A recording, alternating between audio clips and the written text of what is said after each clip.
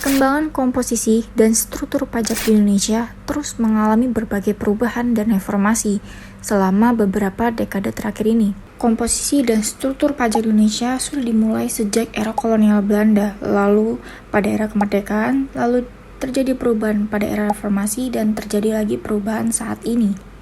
Lalu, komposisi dan struktur pajak apa yang telah berubah dari waktu ke waktu? Mari simak video ini.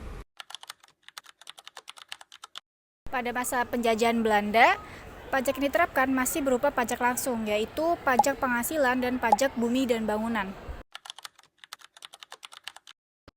Setelah kemerdekaan, pajak mengalami perubahan dengan ditetapkannya Undang-Undang Dasar Negara 1945 yang menyatakan bahwa segala pajak untuk keuangan negara akan ditetapkan berdasarkan undang-undang, dan pajak tidak langsung seperti pajak pertambahan nilai pun mulai diperkenalkan.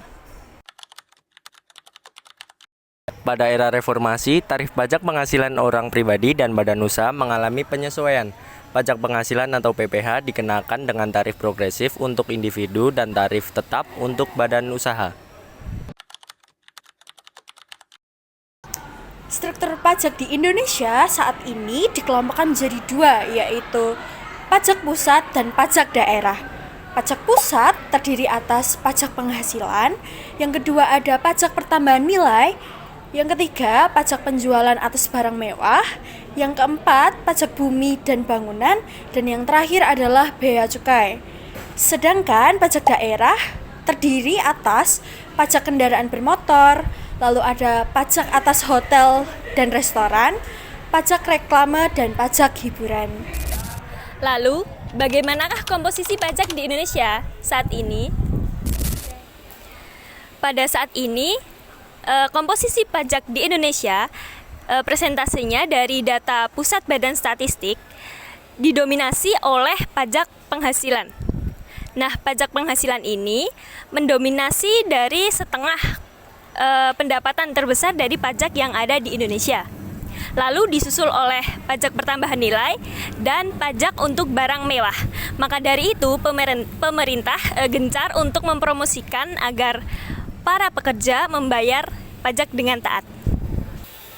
Lalu bagaimana perbandingan pajak di Indonesia dengan negara lain?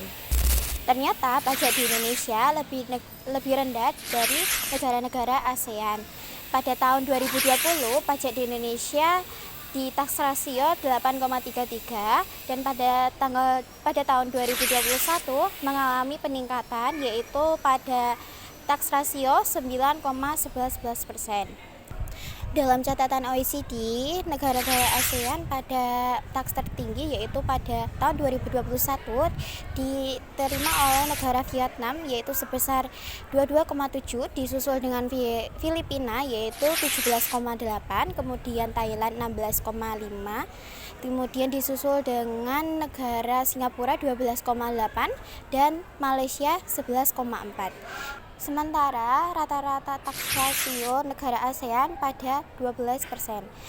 Tax rasio negara-negara maju misalnya di Eropa Barat pada tahun 2020 mencapai 47%.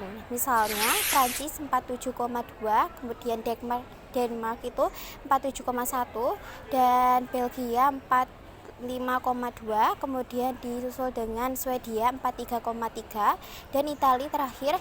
Di Italia tax rasionya 43,1. Lalu, bagaimana dampak pajak ini bagi negara Indonesia? Di Indonesia, tax rasio cenderung lebih rendah dibandingkan dengan beberapa negara ASEAN lainnya. Berikut adalah beberapa dampaknya. Yang pertama, keterbatasan anggaran untuk pembangunan. Yang kedua, ketergantungan pada utang. Yang ketiga, ketidakstabilan ekonomi. Yang keempat, inefisiensi dan ketidakadilan dalam distribusi pajak.